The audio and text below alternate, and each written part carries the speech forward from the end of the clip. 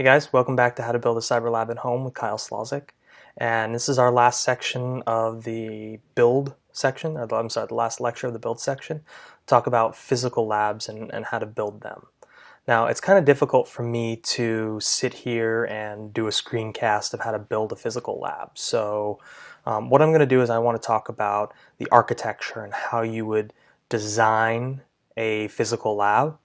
And I think what I'd do here is I'll bring up the network diagram that I kind of built, this is the way I would put together a physical lab. The border router there that you have at the very top is your home router, right? That's what connects the rest of your computers to the internet.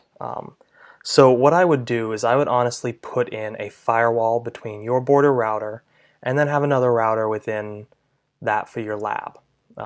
That way you can segment it off and say, I only want my lab to really touch the internet and not the rest of my machines on my, my private personal network. And now I put a firewall in there. You can put a physical firewall if you have one. I mean, and that might be one of the reasons why you're building a lab, is to learn firewall technology. Great. Go ahead and put yourself a physical firewall in. The other way to do it is basically you just go and get a router that has a firewall built into it. A lot of the more modern day home routers, the Linksys and Netgear and whatnot routers have firewalls built in.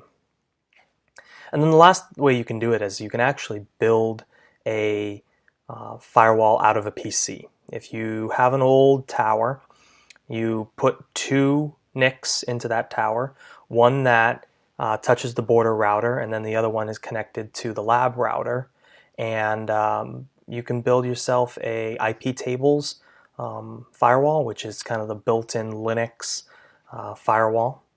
Or you can go out, and I think one of my personal favorites is pfSense. pfSense is a BSD-based firewall system. It has a really nice web GUI built into it. So you just set it up, and it has this really nice wizard, goes through, and you can set up the rules to say I only want it to touch the internet, and so on and so forth. So look into a few of those, and this is the way I would build a physical lab at home. So in the next section, we're going to talk about, well, now that you've got the lab, what do you do with it? How do you use it? So we'll see you guys in the next section.